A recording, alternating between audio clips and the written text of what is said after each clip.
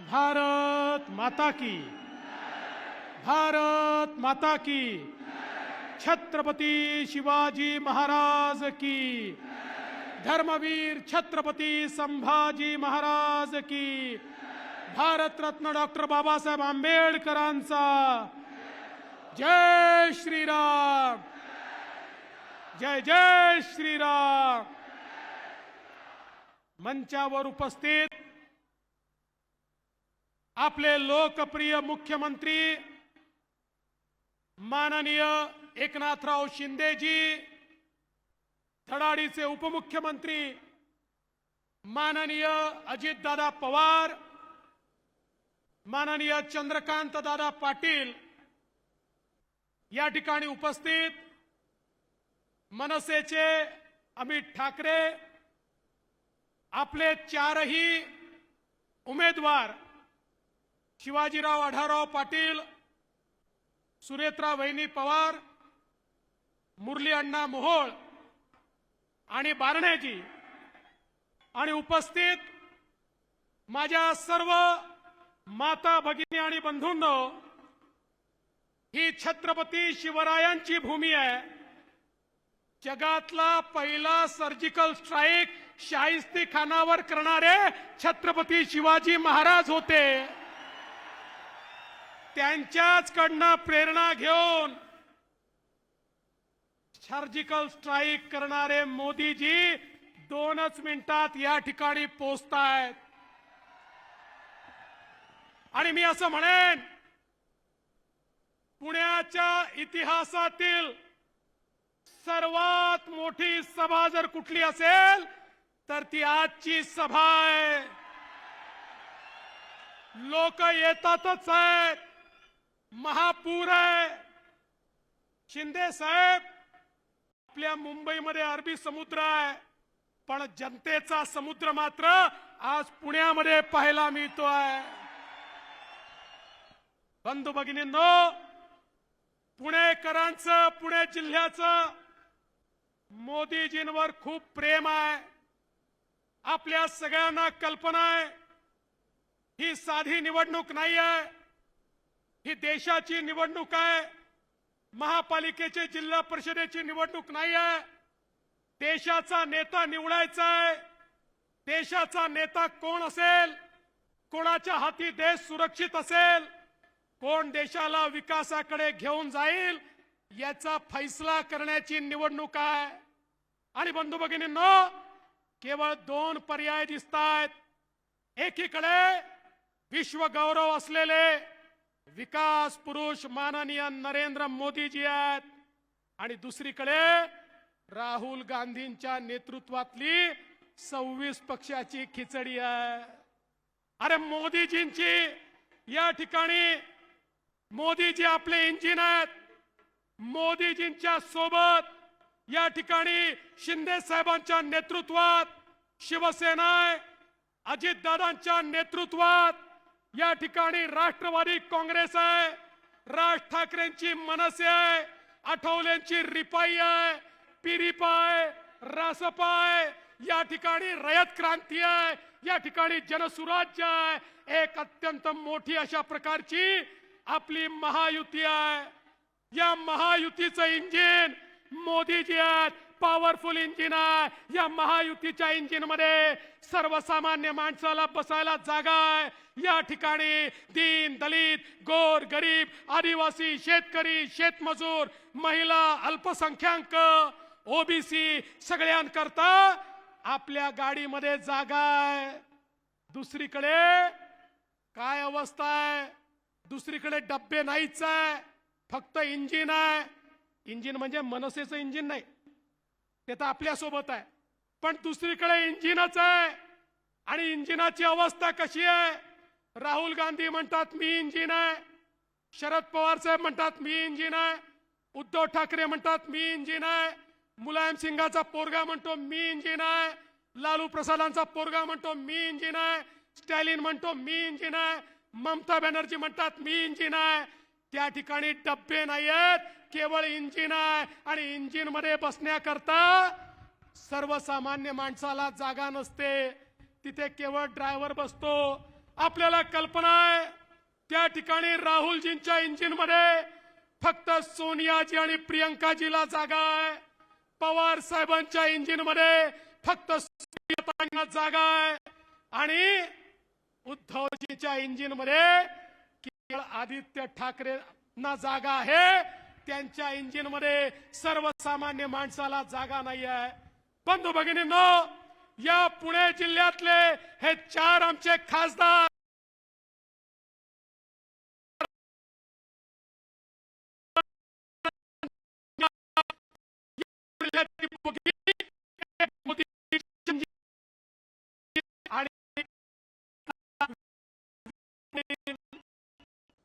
आज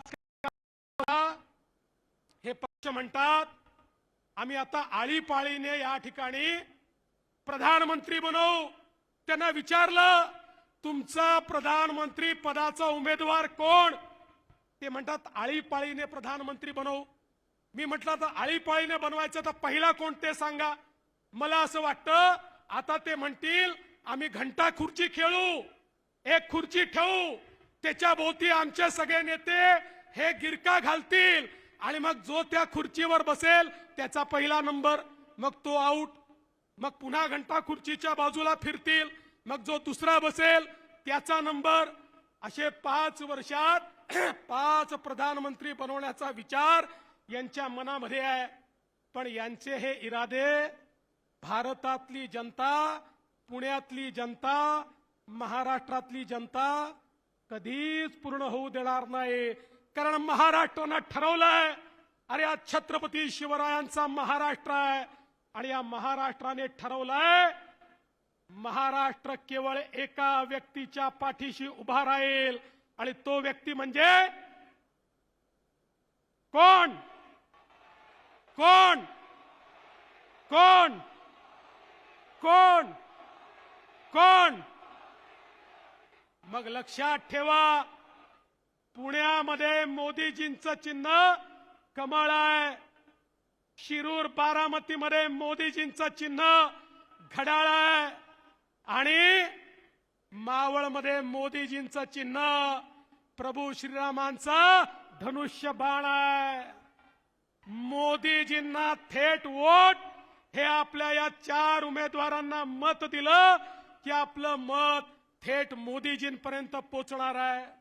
आज आपण पाहू शकतो गेल्या 10 वर्षामध्ये पुणे जिल्ह्याचा चेहरा मोदीजींच्या नेतृत्वात बदलला. पुण्याची मेट्रो असेल, या ठिकाणी हायवेज असतील, या ठिकाणी मुळा मुठा नदीचा शुद्धीकरणाचा प्रोजेक्ट असेल, या ठिकाणी 24/7 ची योजना असेल, या ठिकाणी STP ची योजना असेल. प्रत्येक विषय जर या ठिकाणी मी सांगितला तर एक फार मोठी यादी आहे. पुणे शहराला आधुनिक रूप हे मोदीजींच्या माध्यमातून मिळत आहे. आता पुण्याचं नवीन टर्मिनल सुरू झालं, लवकरच त्या ठिकाणी आवागमन सुरू होईल. पुण्याला नवीन एअरपोर्ट देण्याचा मानस आमचा आहे. या पुण्याला देशाचं टेक्नॉलॉजी हब हे करण्याचा विचार आज आमच्या मनामध्ये आहे. मुख्यमंत्री एकनाथराव शिंदेजी, अजितदादा, आम्ही सगळे मिळून पुण्याला टेक्नॉलॉजी हबच्या रूपानं विकसित करतो आणि मला सांगताना आनंद वाटतो.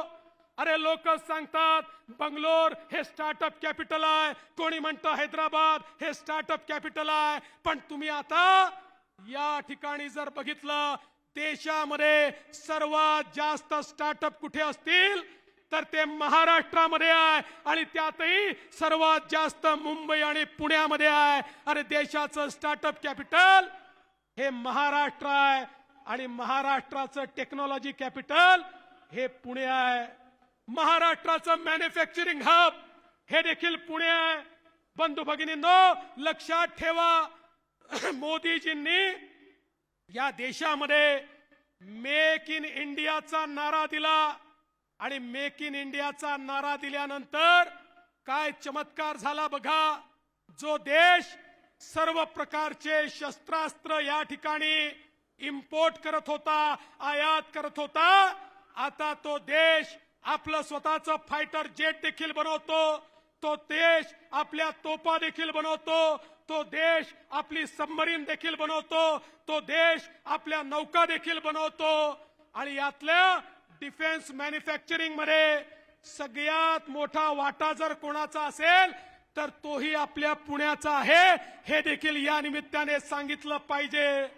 आत्मनिर्भर भारताची सुरुवात जी मोदीजींनी केली ती पुण्याने त्याला हात दिलेला आहे आणि आज या भारतामध्ये आपल्याला कल्पना आहे, अग्नीसारखं मिसाईल आपण तयार केलाय। जगाच्या पाठीवर जे 3 देशांकडे आहे ते आपल्याकडे आहे। 7000 किलोमीटर दूर कुठेही शत्रूचं ठाणं असलं तरी ते नेस्तनाबूत करण्याची ताकद मोदीजींच्या भारतामध्ये आहे।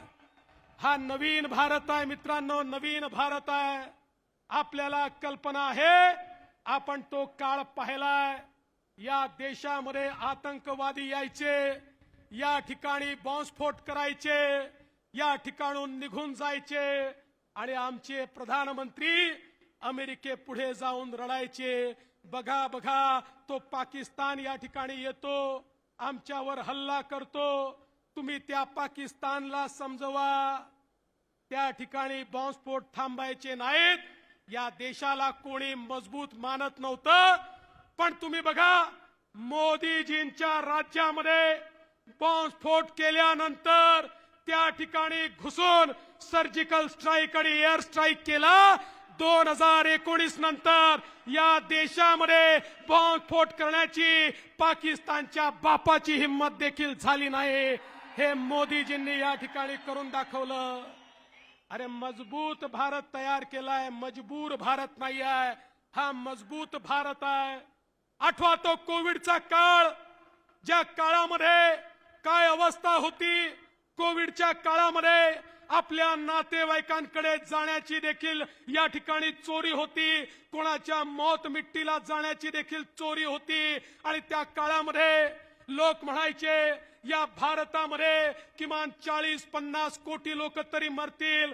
यापूर्वीच्या महामारी लोकांनी पाहिल्या होत्या, त्या प्रत्येक महामारीमध्ये 30-30 वर्षांनी या देशाला लसी मिळाल्या, कोट्यावधी लोक मेले।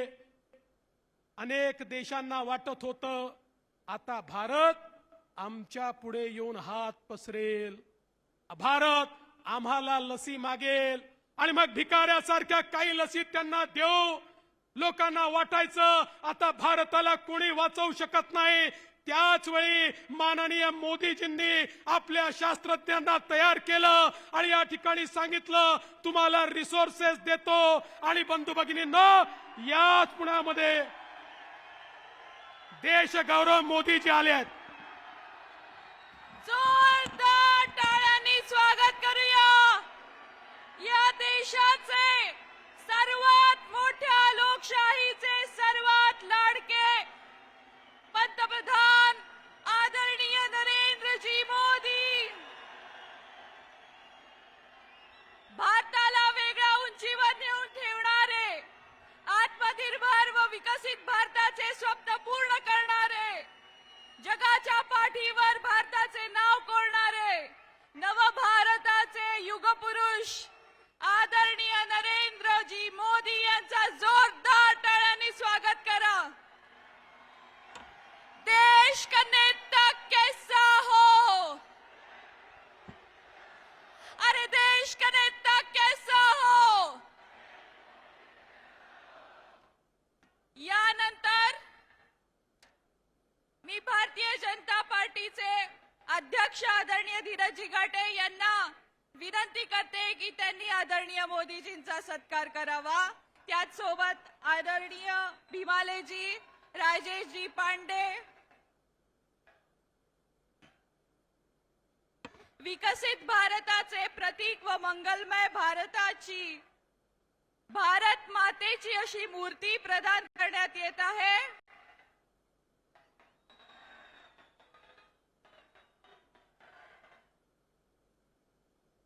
भारत माता की वंदे वंदे।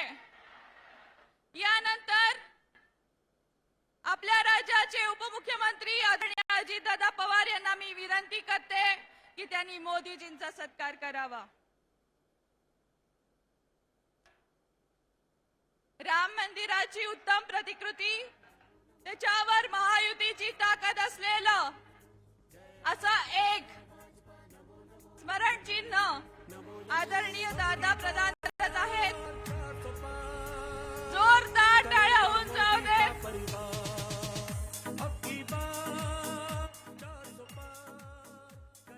यानंतर पुण्याचे लाडके